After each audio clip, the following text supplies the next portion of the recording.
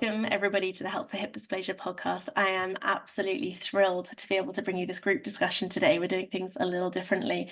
So we have people from all over the world here for our discussion today on mobility aids and hip dysplasia.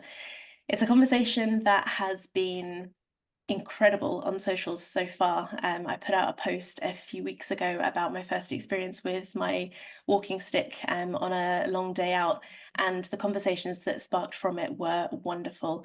We've also had some really incredible conversations in our Q&A groups on the Patreon that have just really sparked the confidence to be able to bring this conversation into the world. So thank you so much everybody for being here. I do want to acknowledge that with hip dysplasia there are so many different levels of mobility that people have. Some people are unable to weight bear, some people are unable to walk, and some people can climb mountains and run marathons. It's a very, very widespread level of mobility within hip dysplasia. And I want to start by just acknowledging the privilege that I have in that I am able to walk. That's why I want to invite this group conversation to open it out to every level of mobility and be able to acknowledge everybody's experience from every level and to open that conversation. What are the things that have made us hesitate about having walking aids before? It's quite a broad question. I want to see if anyone wants to kick us off because it's quite an emotional discussion. It's a very, very vast question, but I wonder what it sparks for any of you and whether anyone wants to kick us off. Yeah, please, Georgina. So the walking aids I've used in the past are crutches. I'm currently in the process of coming off crutches again. So I'm sure everyone can relate how many times you come off crutches. The thing that might stop me from getting a more permanent walking aid would be it gets in the way. It's a bit annoying. And also the judgment that you get from people. I think with hip dysplasia, it's something that's not very easy to identify if you don't really know what it is. So you kind of get even when I was on crutches post surgery, kind of walking normally because I'm using my crutches, but if you take that away, then suddenly you realize how much I can't walk. And I think using that walking aid, some people are like, well, why are you using that? You look young, you look fit and healthy, why? Hi, I'm Meg. I'm from Australia. So, feelings about disability aids, I used to resent them because it meant that I was in a place with my hip that was visible for everyone to see, everyone to comment on, everyone to ask questions about. Now that side of things is just more of an irritation, I suppose, of having to use a mobility aid. I have good feelings about mobility aids now, I think, about using them. Hesitations about using a mobility aid, though. I used to work in a supermarket and I would regularly have to use a crutch while at work. And the amount of people that would ask, well, what have you done? What's wrong with you? So I don't know you, it's a bit weird, but because, you're working on a checkout and you can't get away from them. So I ended up saying things like, oh, I saved a baby from a runaway horse and just walk off. Joys of self-checkout. So things like that. And it also makes it more obvious that there is something wrong. So people tend to stare, they do ask questions. And most of the time I'm okay with people asking questions about it and you just kind of ignore people's stares, but you do reach a point where you're in a lot of pain by that point, at least I am. So I get sick of that. So it's actually, from that perspective, easier to just limp because people tend to notice less, I found, than using a crutch, for example.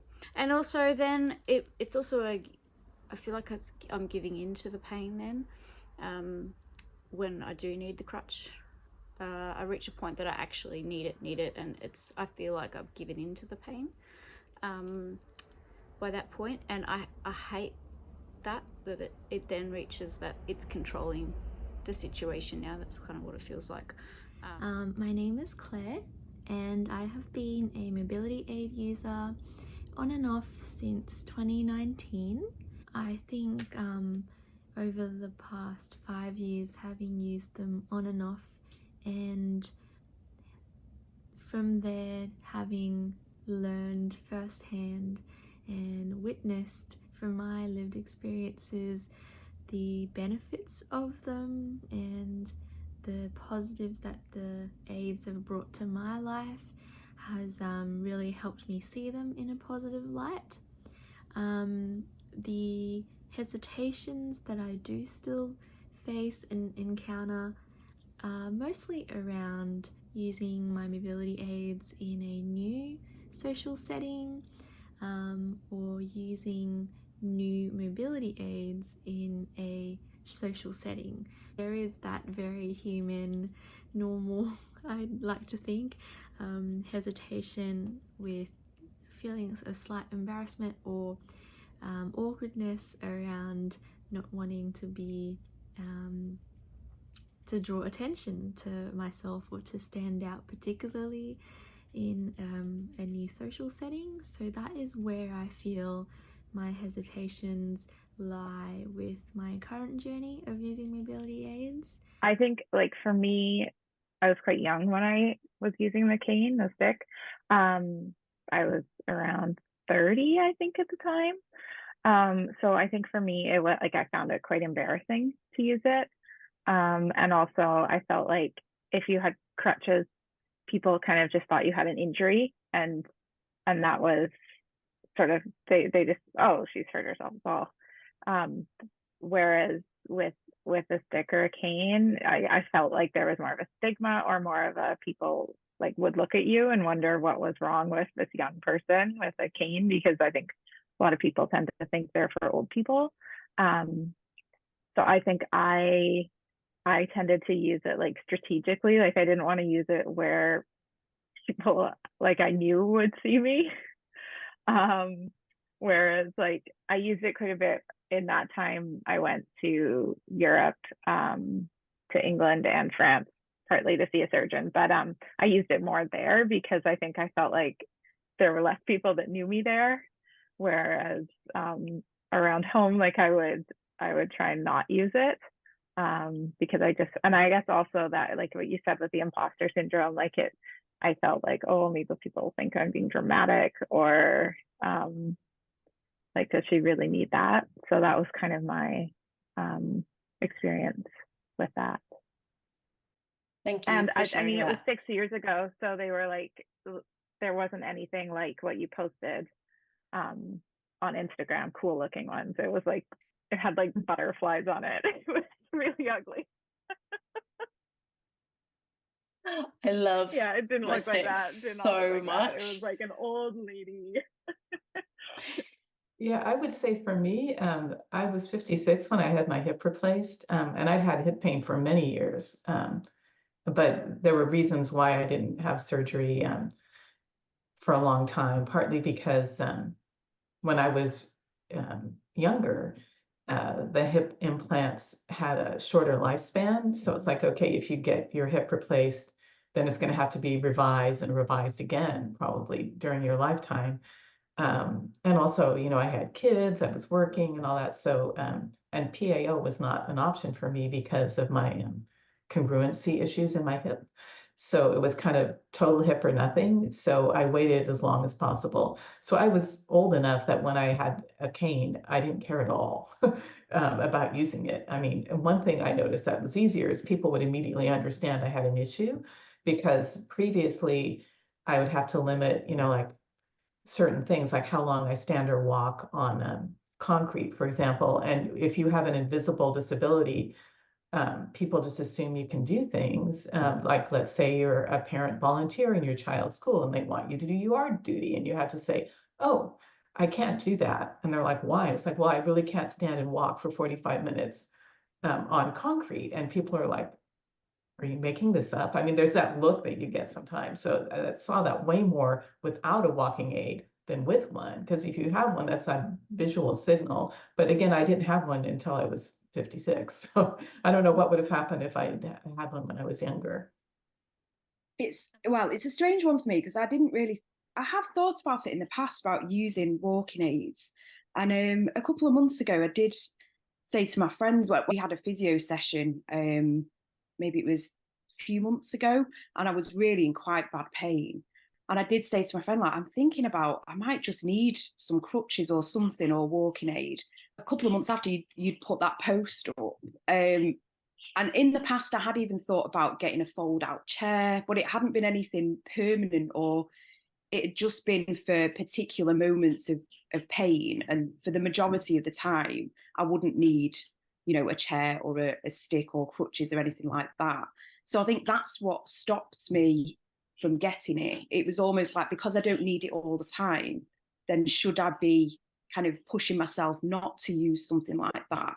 And just feeling a bit strange as well when people have seen me walk from, say, I am allowed to park close to the building at work. Like, they've given me kind of a special kind of parking space, but I don't know, like, I don't have a disabled badge, so I haven't, you know, if it came to it and there weren't enough parking spaces there, I wouldn't be able to use that space because I don't have, you know, a blue badge or anything. So people have seen me like walk into work, and suddenly to just start using like a walking stick, I don't know, there was just this feeling of like, I was just really nervous about it, as if people would be looking at me thinking, hang on, I saw you walking yesterday, why are you using a stick now? And I think that just comes from, well, to be honest, for me, it kind of comes from, I was saying the other day, certain comedy shows in the UK didn't really do disabled people any favours. Like, one of them was Little Britain. I don't know whether anyone's watched it, but one of the characters in that was, it was Matt Lucas who played, it was Lou and Andy, was it? And he was in a wheelchair, and he'd just get out of the wheelchair at random opportunities and like just do something really active. And I think it's literally from that kind of stereotype that has made me think like, oh, I can't use a walking aid or something, because people have seen me walking around, so they'll be thinking, why are you doing that? As if I was faking it or something. Does that make sense? It really, really does. So, oh God, there's so many things there that I want to kind of pick into a little bit more. And everyone here is like nodding their head and really relating to what you're saying, Emma. So yeah, the word faking it, like, absolutely is a word that I have worried about myself. I haven't used vocally on socials, but if we're being really raw and honest, that is something that we worry about, right? People are going to think that we're faking it.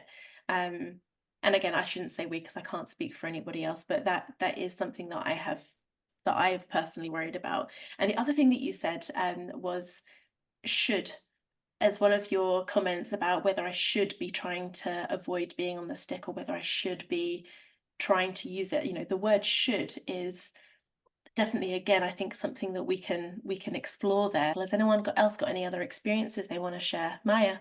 Honestly, I don't care about judgment or what would anybody think if I have a walking aid after, you know, recovery period, or even now.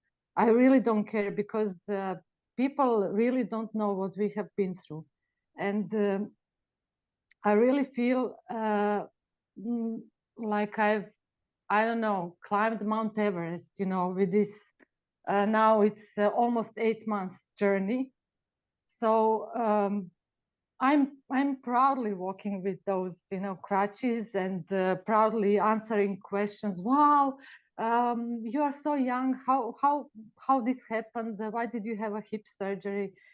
But I don't find it. It's just people don't know, you know. And I'm trying to, you know, educate them a bit, even though it's a small community of my family and friends, you know, social circles. But I think it's really important, and this Instagram account that you are having, and you know, doing these posts on awareness, I think it's wonderful, and I think it's necessary, because in Croatia, I don't have any support group on hip dysplasia, any, you know. In public hospitals, they avoid this kind of operations. They don't do it almost at all if you're not a teenager or, you know, maybe early 20s, and that's it. So I'm really happy to be the part of this group, and please do this more often. Thank you so much for sharing your experience there, Maja. That's wonderful. And Clara, I know you're keen to add. Yeah, I I think like a lot of what's been said has really resonated with me. I mean, I've been having surgeries and treatments for hip dysplasia since I was a tiny 2-week-old baby. And now I've kind of, you know, I've had them all. I've had the hip replacement and I've had the osteotomy and I've had other surgeries. And I think it's partly the kind of social public kind of shame, I guess, of being visibly needing a walking aid, and what Emma said about, but they saw me yesterday without one, so what will they think? I think is really hard. But it's also that I know that with every surgery and with every stage of the treatment I've had for hip dysplasia over many years, the people who love me have been willing me to be better now. And that with every surgery, it's like, this is the one that's going to stop me being in pain all of the time. And I think somehow I decided very recently, like the last few weeks, to start using walking aids. And it's almost like a kind of like an admission that actually this is the long game, and it took me this long to kind of recognize that, or really admit that to myself. And I think I find that hard, but I think the people who love me find that really hard as well. So there's that kind of double thing. And I think the thing about, you know, my kind of limit to walk without pain is about 20 minutes. And sometimes I wish it was 0, because I not really, but like, you know, there's that feeling of, oh, well, people saw me walk this far, so, you know, and a few people, since I started using a stick more often, a few people have been like, oh, what injury have you just had? And I've been like, you know that I've been talking to you through gritted teeth in pain for years, and this is the first time I've kind of made that more visible on the outside. Yeah, those are some of the things I'm thinking.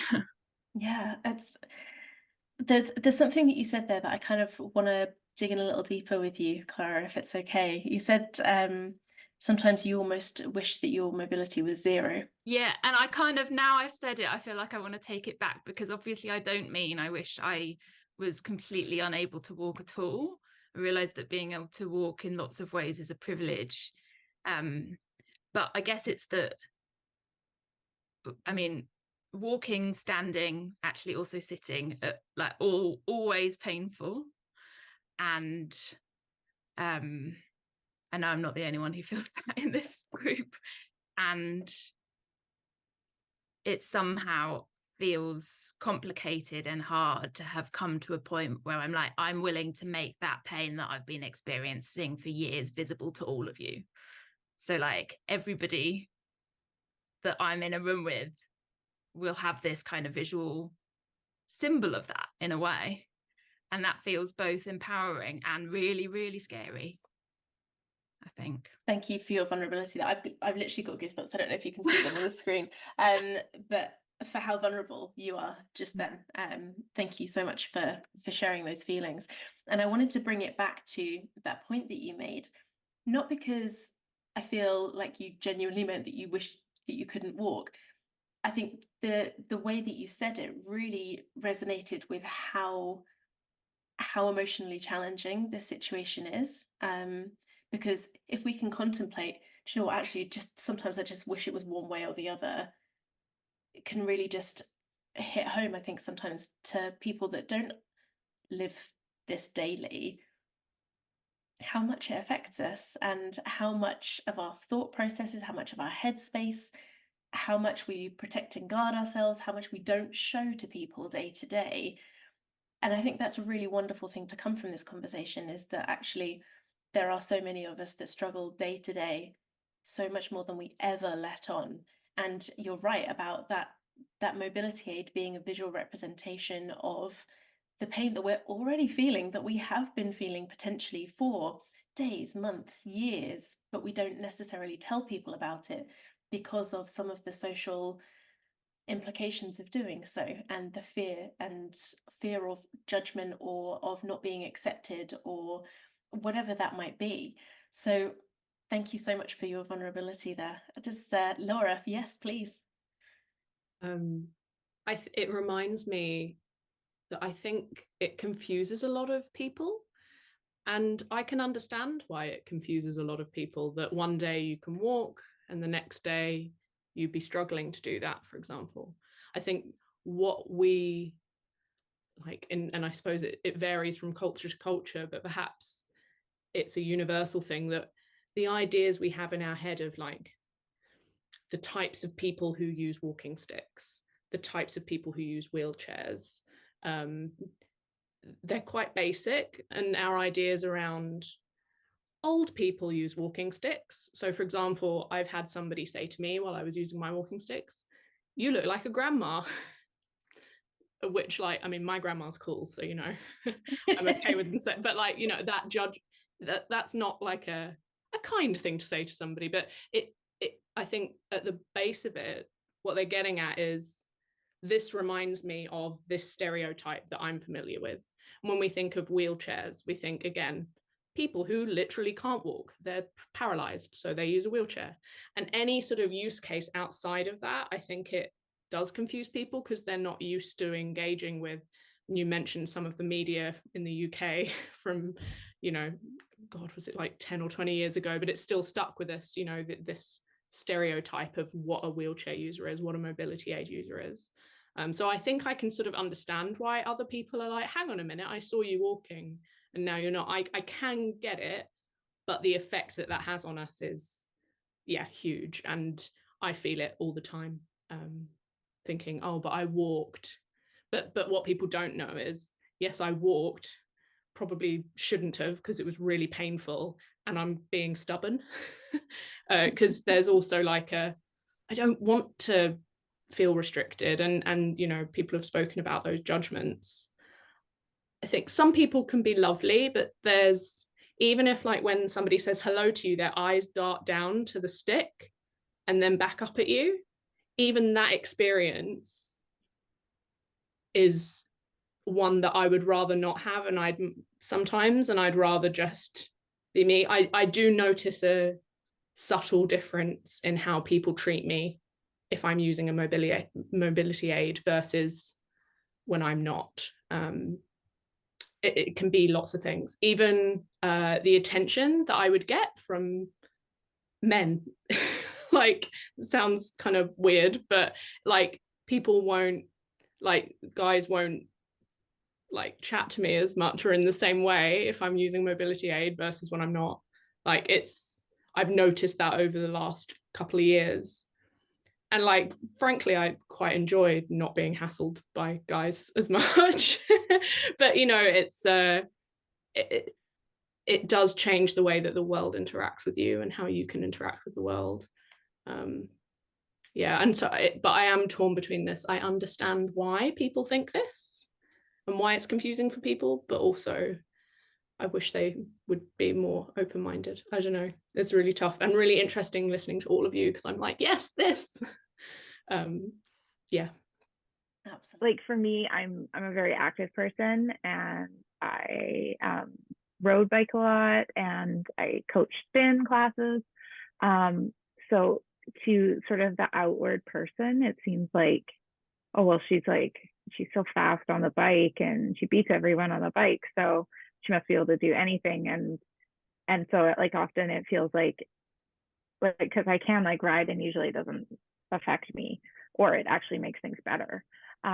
So I find sometimes it's like, well, people are like, oh, well, if your, you know, hips hurt or your back hurts, maybe like you shouldn't be riding so much. And it's like, no, it's nothing to do with that. So I find, yeah, like it's hard for people to understand that, like, yes, I can do this thing at a high level, but walking around, like you say, on concrete for a few hours, like if you're on vacation or something, that's like exhausting for me. So, or, you know, sitting a lot, or just like if I'm in a flare up and it's keeping me up at night. So it's sort of, I think a lot, like it's very hard for people to understand that, who don't live with that kind of thing, that you can be able to do one thing one day and then not the next, or I've particularly felt in my journey like the roller coaster of oh my God, I'm finally getting better. And then like something's painful again. And it's the constant up and downs are really hard to like continue riding that wave. And I think like on your down days, it's I've found as I go along this journey, they can hit harder and harder sometimes. And so accepting that maybe I need to use a crutch today, or like I'm in London, so I have a badge that I wear on the tube that says, please offer me a seat. I don't really want to be using them. And like emotionally, I find it quite challenging. And then when people like say these funny, jokey comments intended in a not intended in a harmful way, it can really dig deeper. If it's something that you're already struggling with. So telling me that I look like a grandma, I will brush it off and pretend like it doesn't hurt, but it does. I think it depends who it's coming from as well, because I've had comments from, so I suppose they all fall under judgments, but the "you look like a grandma" comment might have come from like a friend even, or someone you know. I've had somebody say to me, has anybody told you that you need to use that? I've had, as though like you need permission and to use them.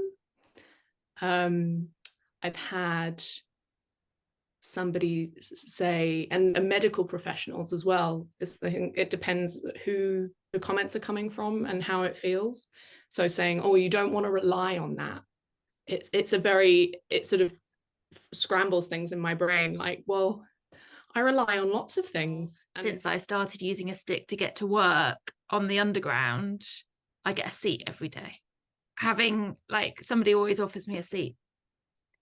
And after my last surgery, the moment of stopping using a crutch was really scary, because I was like, I don't have this kind of visual.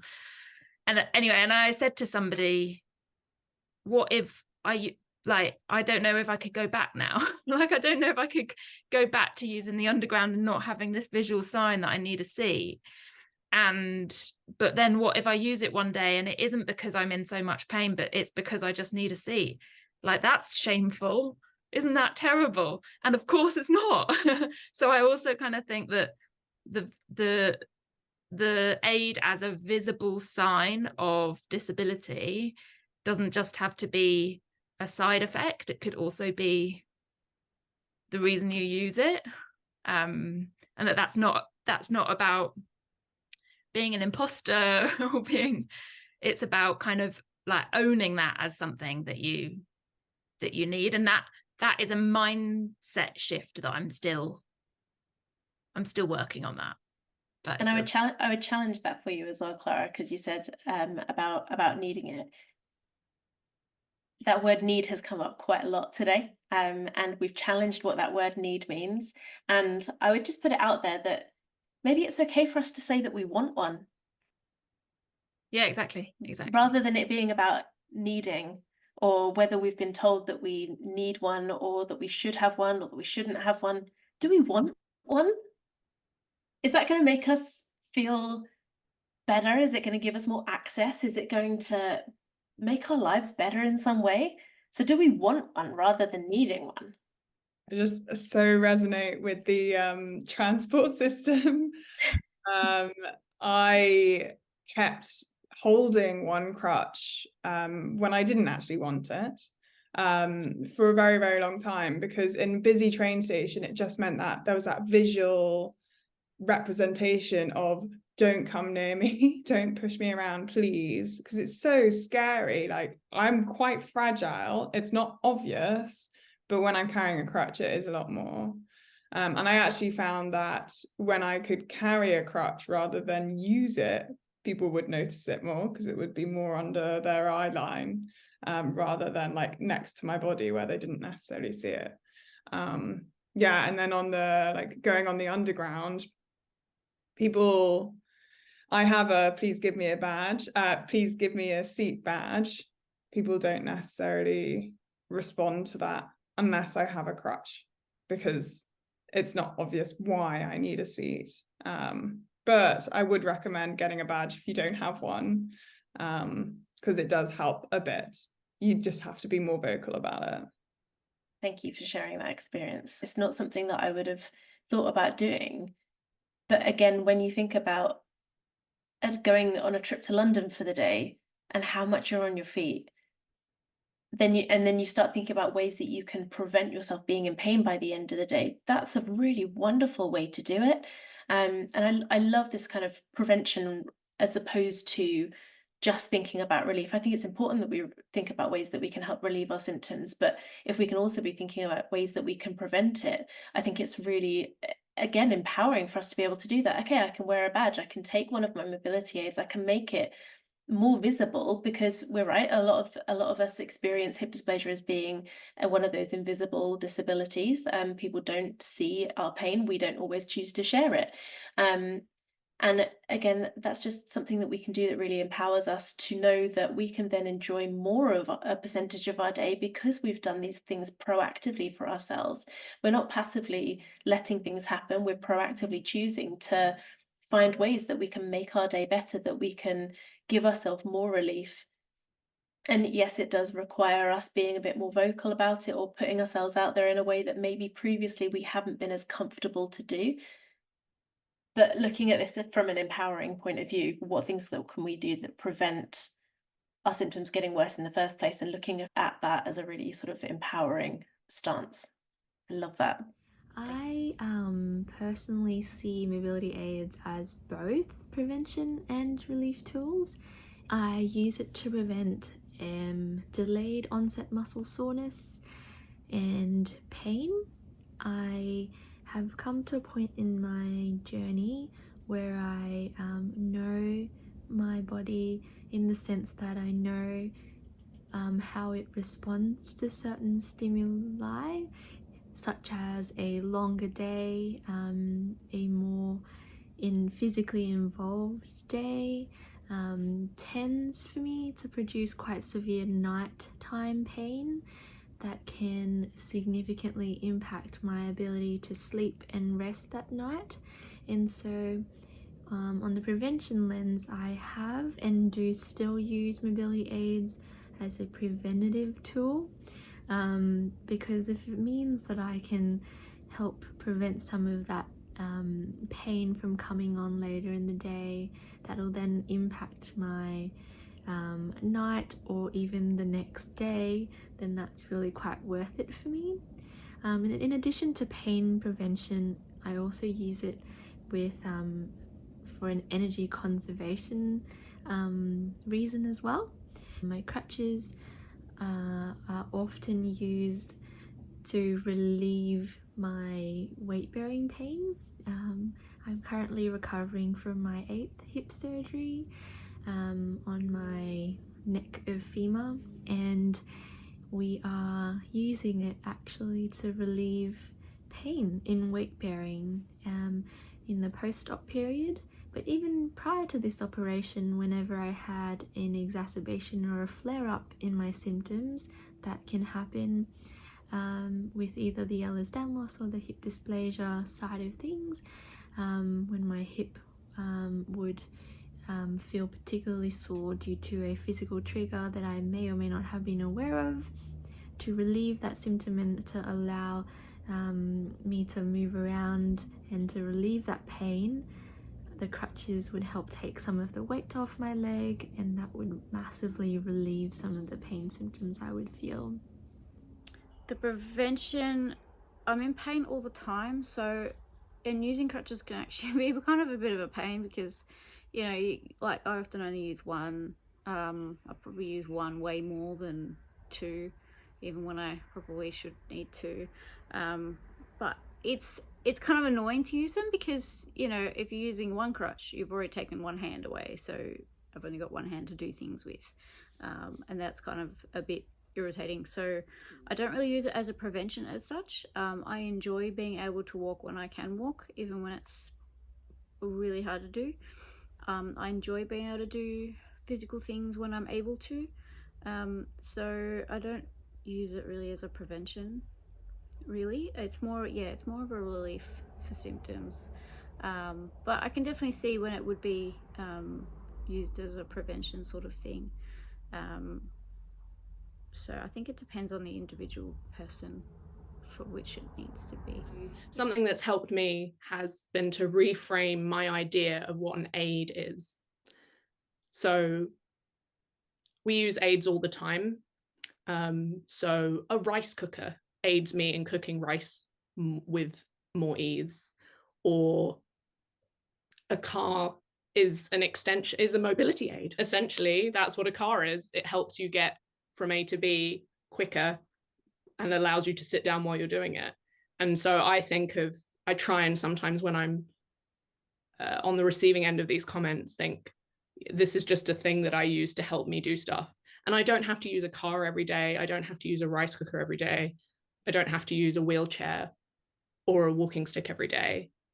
But I'm trying to expand that idea of what we all use, what everybody uses things to help them live their life in less pain. Like we all have beds to sleep in rather than sleeping on the floor for the most part, because it's more comfortable. And so also allowing it to be a thing that I use to make myself feel more comfortable. Like I probably could push through and be in loads of pain, but who am I doing that for? Like, wouldn't it be good if you could just use the thing that makes it easier and means you're not in more pain? You know, obviously on balance, you don't want to end up, you know, harming your body in a different way by, so for example, when I use my walking sticks too much, sometimes I get like a pain in my wrist or my hand because you're sort of gripping onto stuff. And so it's all a balance. But yeah, that's been something that I've tried to think about, is like, who is this criticism or this judgment coming from? And do I need to listen to it? And how can I reframe it?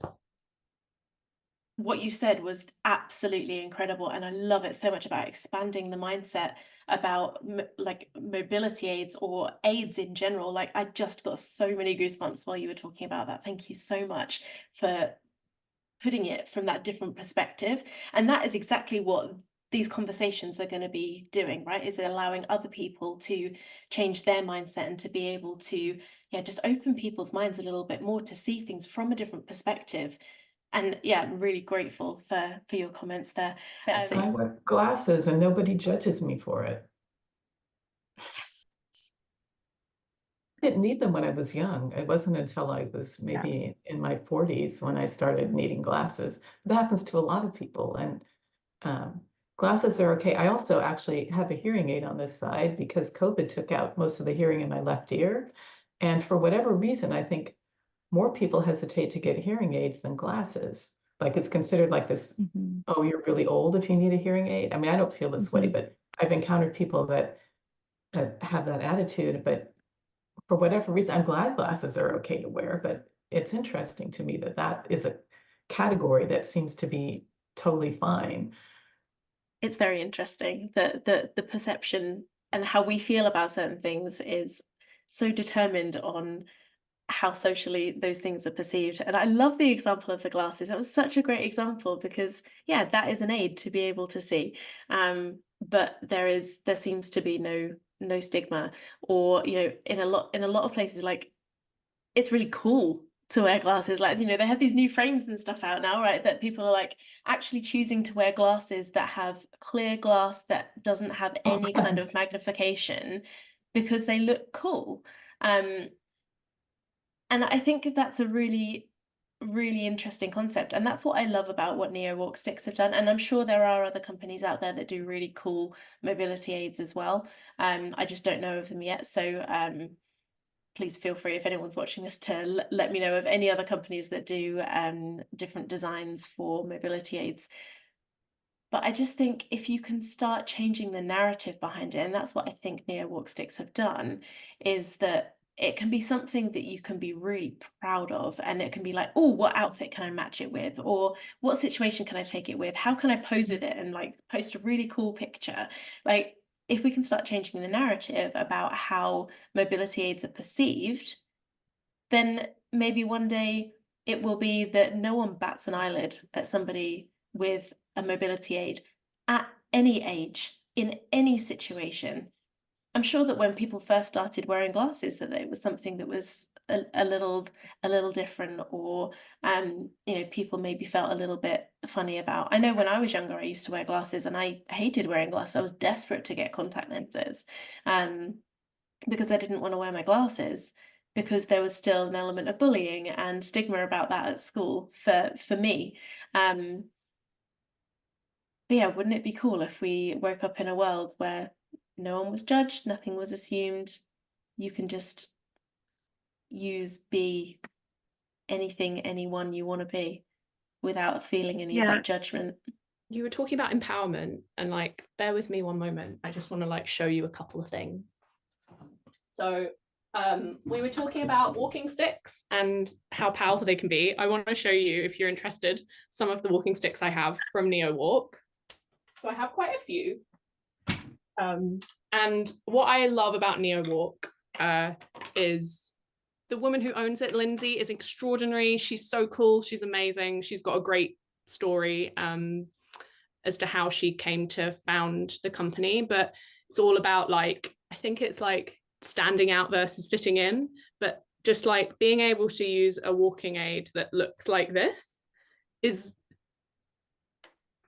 yeah, transformative compared to sort of some of the, I've got like quite a few different ones, but yeah, they're really fun, and they have like different handles that can come off. And yeah, I don't know, I get really excited showing people like the different colors and things. But I think having mobility aids that look a bit different, that you can like match to your clothes the same way you would a pair of shoes, those sorts of things are really, really powerful. And I follow quite a lot of people on Instagram who use different mobility aids and like style their clothes and to match, people who will like paint their wheelchairs different colors and things like that. I do think there's a huge gap in the market for designers to come in and like make stuff that looks really cool and looks really nice and that's like a joy to use. Even just like the different handles that they have, like how comfortable that is to hold and like how comfortable this is to hold. It's really been thought through. I would love to see more of that, and I'm always on the lookout for like things that I can use to personalize what I'm using to aid me. One of my friends is getting married and I'm going to be a bridesmaid, and she was like, oh, well, the dresses are purple, so you can use your purple one, and maybe we could like put some flowers around it. And that was like such a joyful thing for somebody to say to me, because it was so like normal, and just sort of like the same way you'd say that about another accessory that somebody had. So yeah, it's I don't really know what my point is exactly, but I'm just excited about all my walking sticks. Your point is empowerment. Yeah. Right? It's feeling like it's not, there have been words that we've used in the conversation today, like shame and guilt, and if we can be exposed to companies that do these things that mean that it does feel a normal part of us. It's not something that we have to feel shame or guilt around, and it's not something that we have to want to hide. It's something that we can go, look at my stick. Like, it's a very, very different experience. I would like just to say that those sticks are so cool and so fancy. I would love to have them and show them off. It's much nicer accessory than medical crutch. So I would be proud to and I actually think that I will order one for myself, just to be here when I need it, if I need it. I just shared a link in the chat, which is Diamante Thank crutches. you. Would totally recommend checking them out. I was in a cafe one time on my crutches, and there was a lady on a table behind me also on crutches, but hers were way cooler. So we had a really nice chat, and like it's nice to speak to someone who's kind of going through something similar. And she shared me this company, and it looks really cool. So Emma, did you want to dive in? I just wanted to draw on that whole, it feels, and I think this is part of the reason why I was so reluctant, or not reluctant, so maybe kind of worried about getting one, because it's the strange thing about hip dysplasia. It's that I can literally go to the gym that morning and, you know, do some really quite heavy weights. But then I'll need a stick to walk to the shop. And that's where I'd experience my pain. So I can go to the gym and I have been like, my hip has actually been pain-free like for a few weeks now. Like I've got back pain still, but the actual hip pain that I was experiencing, it was really bad. You know, I've managed to kind of sort that out, but the way I've sorted it out is by really adapting what I do. So I don't walk really anywhere. It's quite rare that I will. I did go on a walk the other week, and it's always a really slow walk if I do go anywhere. And then I'll just do weights at the gym. And obviously my job is I'm on my feet all day. So but I realized just how much I actually adapt. And you mentioned about the car. And obviously, you know, if I need to go anywhere, then I'll drive, or I'll drive to a train station. And hopefully I won't have to walk too far at the other end of the train station. So it's things like that. But if you can use your mobility aid to, I suppose, yeah, just be able to walk that bit further, or to prevent the pain the next day, because I suppose that's the kind of situation that I'm in, whereas it won't hurt for the first maybe 10 minutes of a walk, and then I'll start to feel the pain. But I could manage my day. I could be pain-free for maybe the whole day if I didn't do much walking. But then how practical is that, you know, if you've got shopping to do, or, you know, that kind of thing. So it's, yeah, I quite like the idea of trying to prevent the pain the next day, because sometimes I won't feel it until the next day as well. And I think that is quite hard for a lot of people to understand, that your condition would affect you in that way where it doesn't hurt immediately. So I can do things and I'm mobile, but then the next day I will be struggling. And it's really hard to try and manage your life around that sometimes. So yeah, trying to use it in a more positive way for, I suppose, like even prevention as well as support when you need it, as well. I suppose that's what it made me think of. But yeah, I feel really emotional listening to everybody's situations and like stories. Like, yeah, Scott, I didn't think I was gonna be either. Like, it's really, yeah, I feel really emotional. Yeah, I feel quite emotional as well, Emma. It's quite amazing to be in this conversation, actually. And Laura, I really loved what you said about AIDS. I also just got a rice cooker and it changed my life. So I quite like thinking about the stick in the rice cooker in the same breath. I love it. I've always been useless at cooking rice, and now I can cook rice. But like one of the things that somebody said to me, my best friend said to me after I got a folding wheelchair to use sometimes for the kinds of, not on a day-to-day basis, but for the kinds of outings that, like, my partner might say, shall we go on a walk around the neighborhood on a Sunday? And I would just be like, do you know what, by this point in the week, I just need to lie down. And having the option to do those things with less pain is really amazing. But yeah, it's been a kind of journey to kind of embrace that. And my best friend just said to me kind of similar. She was like, well, wheels are amazing technology and we use them all the time in cars, so why is there shame attached to using this amazing technology of wheels when it's a wheelchair? So I think that's really important. And I think Laura, you also said something about permission, like, well, who gave you permission? And I think that the kind of, until this summer, I hadn't thought about using walking aids long term because no medical professional had ever suggested it to me. So like it's well over 10 years since my hip replacement, and I've had so much pain since then, and I've had so many appointments with surgeons and with physios.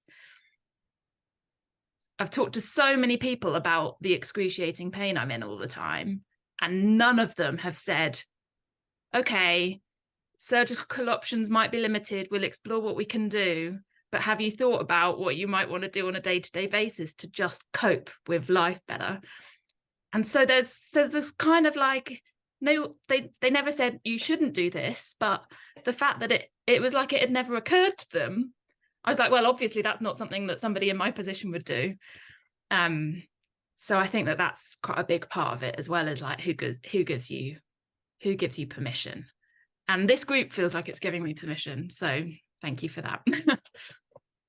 I really liked what Clara said, and Laura as well.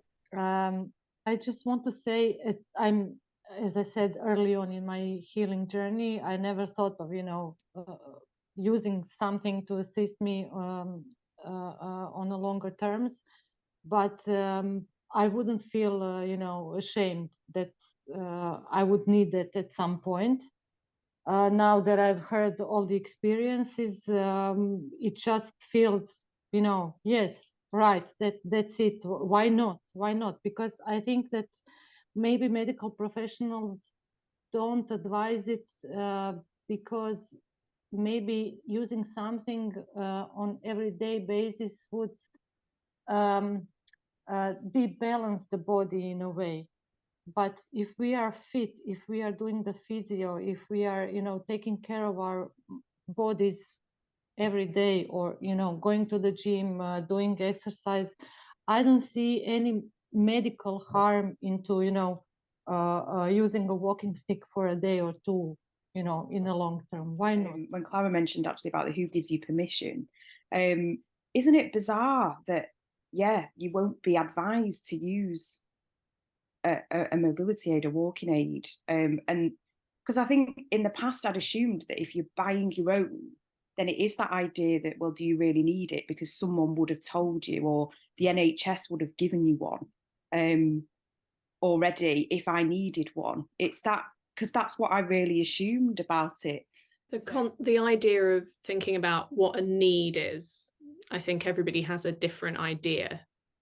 So technically, I don't need any of these mobility aids because I could just stay at home. But is that really a life that is fair for me to have to live in that way? Like, a lot of the resistance that I hear against people who don't need mobility aids, using mobility aids, is like, well, you don't need it. But when you follow the logical conclusion through to the end, what it means is that person has to sit down and stay at home and miss out on the fun stuff that you want to do. And so I think maybe changing our idea about thinking, okay, when I say I don't need this, what do I mean? Does it mean that I could do this, but I'd be in pain? Or I could choose to not join in and not be involved and not go to that party, or not go shopping with my friends and family, or not go for that walk? I think, really exploring what we mean by need. And perhaps if anybody ever does encounter sort of a negative comment, whoever it comes from, maybe that could be a way to sort of explore that with them and be like, when you say you don't think I need that, what do you mean? Do you mean that I should just stay at home?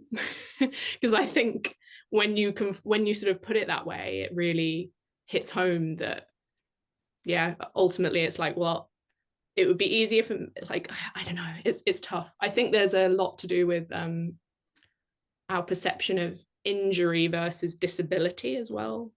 Disability is like a big word, but I do think I do a little exercise in my head where if somebody asks, as if you've got a mobility aid, often people will like use that as an opportunity to sort of ask you questions about your situation, because it's more visible.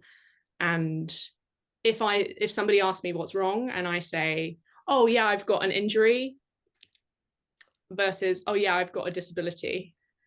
It's temporary versus long-term, isn't it? Mm-hmm. And I think we're all a bit more comfortable with the concept of short-term.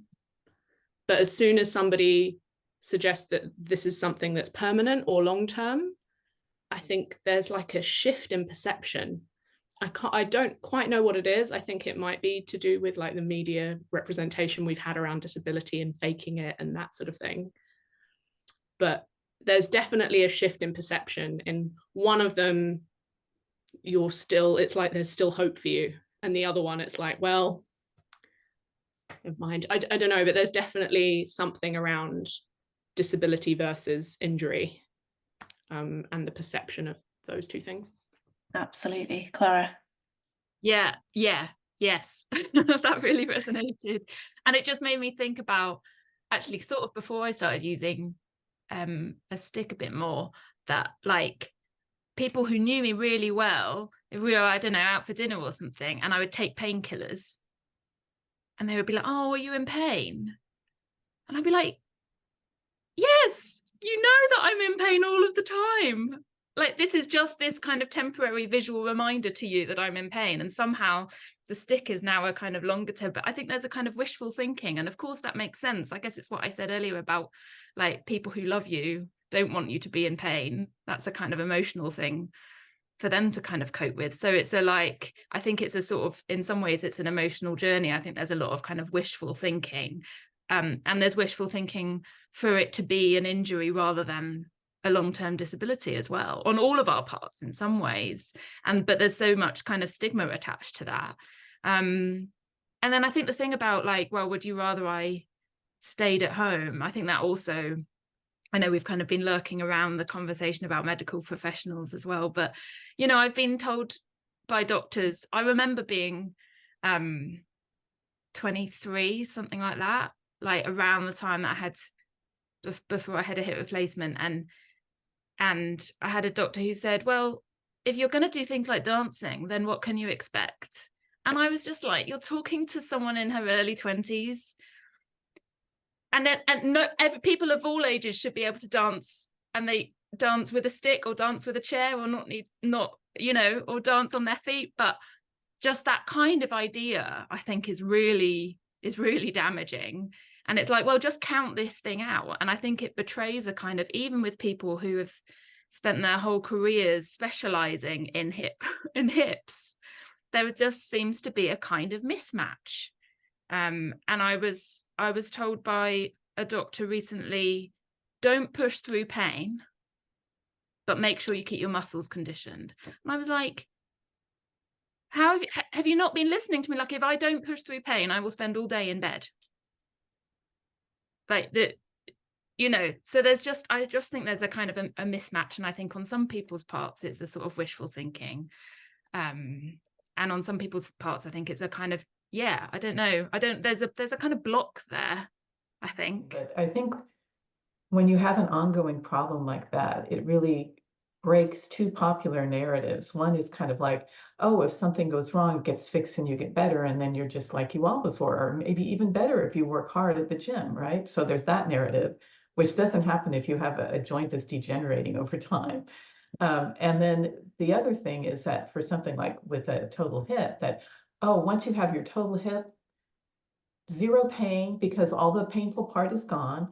You'll be back better than ever. You'll be gardening, you'll be, you know, walking around, and you'll, you know, everything will be better. And then when that doesn't happen, in my case, then people are totally confused by it. It's like, well, how is that? Why did the doctor screw up? Why is it still a problem for you? You know, it's like, well, no, the surgeon did the best that they could under the situation, but sometimes there are complications. And, you know, it's like, how much does that person really want to know?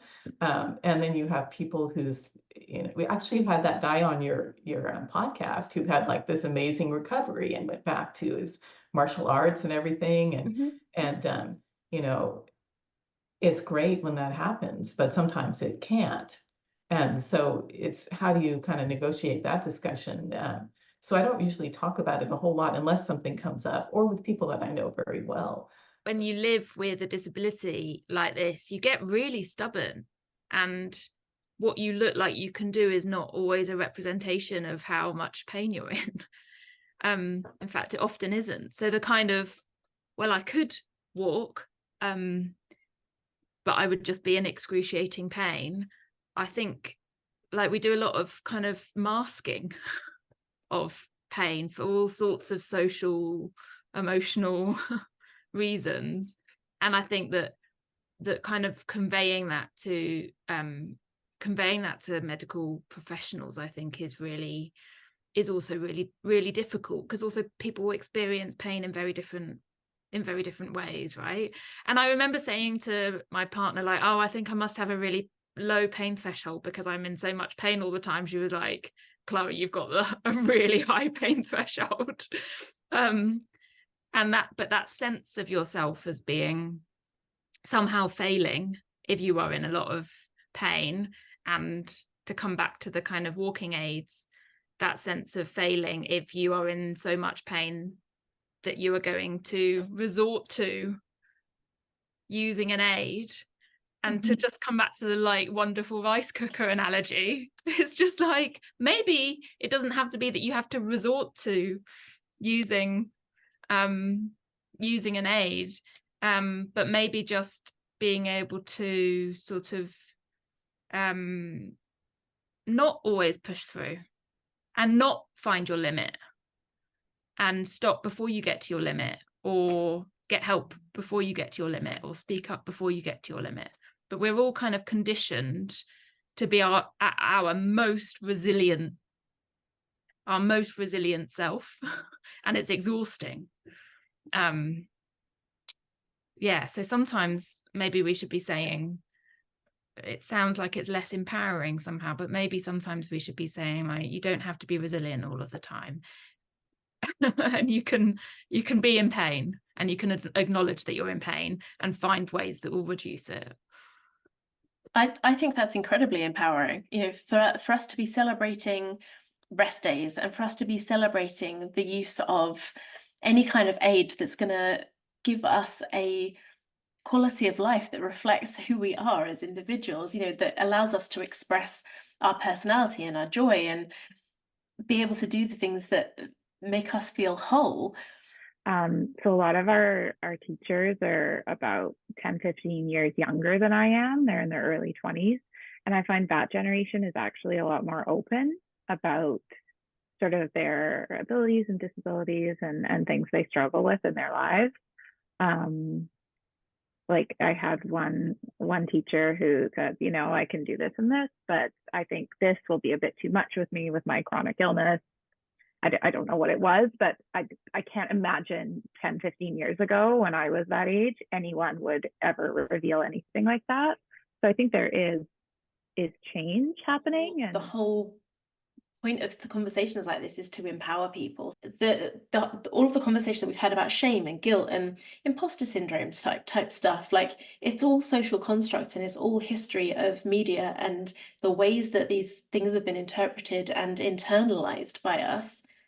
These things can be rewritten, and they take time, but people like you coming on these type of conversations and being able to share your experiences are the reason that things can change, and the reason that somebody else will watch this conversation next week, next month, next year, and go, do you know what, actually, if I'd have taken a stick to that thing, I would have been able to go and really enjoy that. Or, actually, if I'd have hired a wheelchair, I could have gone and really enjoyed that. And it just opens up so many doors of a whole life that sometimes, unfortunately, some of us have written off because we just don't feel like it's for us.